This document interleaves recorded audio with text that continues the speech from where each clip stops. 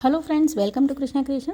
देखिए, आज जो ब्लाउज डिज़ाइन मैं आपके साथ शेयर कर रही हूँ वो बनाने में बहुत इजी है, लेकिन देखने में बहुत यूनिक है।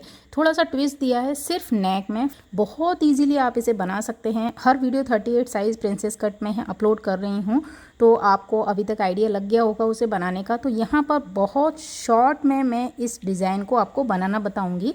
अगर वीडियो पसंद आए तो प्लीज़ लाइक शेयर ज़रूर कीजिएगा। तो आइए वीडियो को शुरू करते हैं।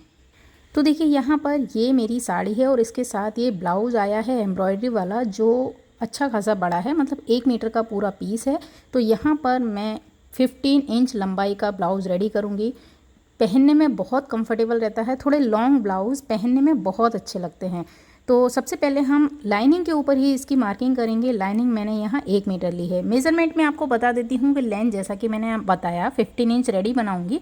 चेस्ट 38 है, वेस्ट राउंड 32 है, शोल्डर यहाँ पर 15 है और आर्म होल 16 इंच है। तो सबसे पहले लाइनिंग पर कट कर लेते हैं बैक का पीस।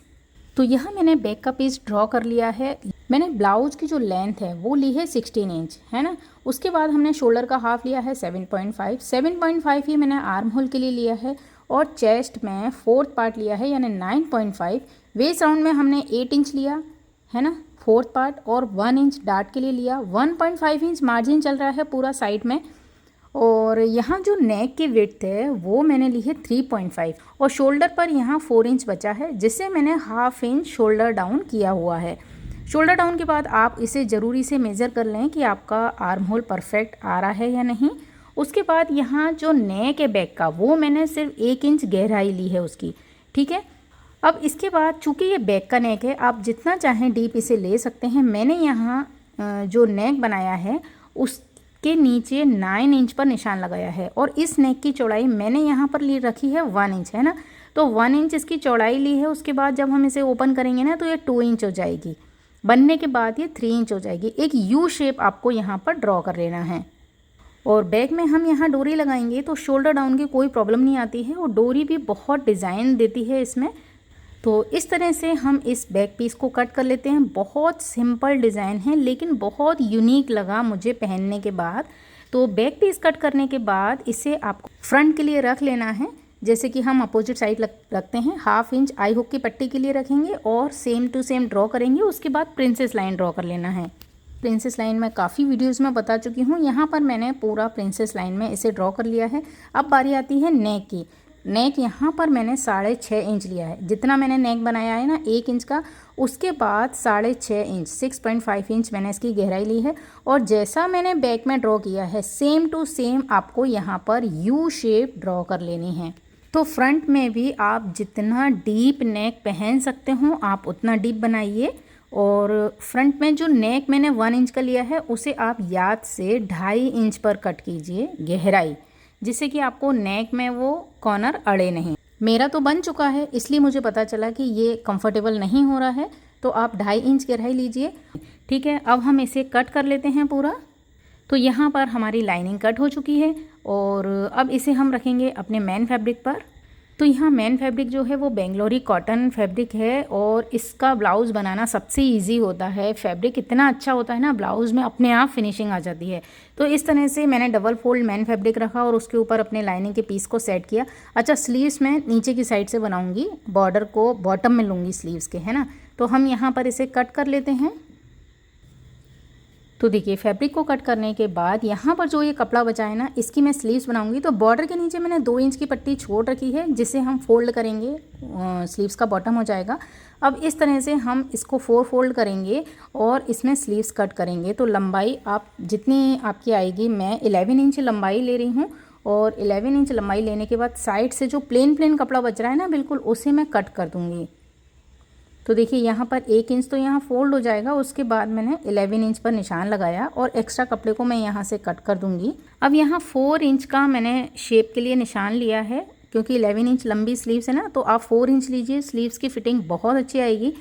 1.5 इंच आपको मार्जिन लेना है और स्लीव्स की शेप लगानी है। मार्जिन जितना हम स्ट्रेट लेते हैं फिर शेप लगा लेते हैं, ठीक है। बॉटम का निशान लगा लीजिए, उसमें 1.5 इंच मार्जिन रख के यहाँ पर हम तिरछा निशान लगा देंगे। अब हम इसकी कटिंग कर लेंगे। अगर आपका ये कपड़ा चौड़ाई में कम हो तो आप पहले जोड़ लगा लें, उसके बाद स्लीव्स कट करें। तो यहाँ पर स्लीव्स को खोला मैंने और फ्रंट की शेप लगा ली है और इस तरह से मेरे ब्लाउज की कटिंग कंप्लीट हो चुकी है। अब यहाँ पर मैं आपको इसे सिलना बता रही हूँ, वो भी डायरेक्ट बताऊँगी। तो देखिए जो ये नेक है ना, इसे हम पलट कर तैयार कर लेंगे, क्योंकि मेन फैब्रिक भी मेरा बेंगलोरी सिल्क है, अच्छा खासा थिक कपड़ा है और लाइनिंग भी कॉटन की है। अगर आपका कपड़ा सॉफ्ट फैब्रिक का हो ना, तो आप इसमें पेपर पेस्टिंग ज़रूरी से यूज़ करें। तो सबसे पहले हमने इन दोनों पीस को एक दूसरे के अपोजिट रखा। उसके बाद नेक की हम सिलाई लगाएंगे। नेक पर सिलाई लगाने के बाद आपको इसे कट कर लेना है, जो मेन फैब्रिक वाला कपड़ा है, और उसे पलट लेना है। पलटने के बाद हम फ्रंट की प्रेस लगा देंगे ना, तो ये इस तरह से आपको क्लियर शेप दिखाई देगी। अब इसी तरह से बैक का पीस भी मैंने एक दूसरे के अपोजिट रखा। सेंटर से बिल्कुल मिलाते हुए आपको पहले तो नेक की सिलाई लगानी है, उसके बाद हम बॉटम भी इसमें सिल लेंगे, ठीक है। तो पहले मैंने सिलाई करी, उसके बाद नेक का पीस कट किया। नेक का पीस कट करने के बाद मैंने यहाँ पर इसे पलट लिया है। इसके बाद फ्रंट में साइड की जो टुक्की वाला पीस है उसे मैंने अटैच कर लिया है और इन दोनों को जोड़ने के बाद यहाँ मैंने आई हुक की पट्टी लगा ली है और बॉटम में भी पट्टी लगा ली है।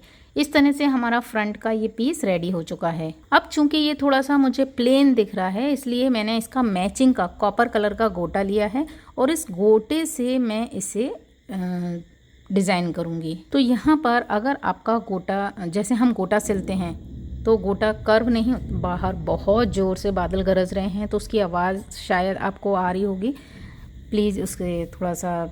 और देखिए यहाँ पर मैं आपको बता रही थी कि गोटा जब हम सिलते हैं तो वो कर्व नहीं होता है उतनी आसानी से। तो उसका सबसे अच्छा इजी तरीका है कि आप पहले गोटे को चिपका लें किसी भी फैब्रिक ग्लू से, है ना। उसे जब हम चिपका लेंगे, चिपकाने में वो बिल्कुल अच्छे से पूरी चौड़ाई के साथ अपना चिपक जाता है। उसके बाद आप उसके ऊपर सिलाई लगाएं। तो जहाँ भी कर्व है या कॉर्नर बनाना है तो कॉर्नर तो बन जाते हैं, लेकिन गोलाई में वो ऐसा गोल गोल हो जाता है, सिकुड़ जाता है। तो पहले उसे चिपकाएं, उसके बाद उसके ऊपर मशीन चलाएं। तो यहाँ मैंने बैक का पीस रेडी कर लिया है और इसी तरह से हम फ्रंट के पीस भी रेडी कर लेंगे। तो यहाँ साड़ी में जो इस तरह के टैसल्स लगे हुए हैं कपड़े के बने हुए, तो मैंने भी यहाँ पर जो कतरन बची थी ना स्लीव्स में से, उस वो एम्ब्रॉयडरी वाले पीस, उसकी ही मैं यहाँ पर लटकन बनाऊँगी।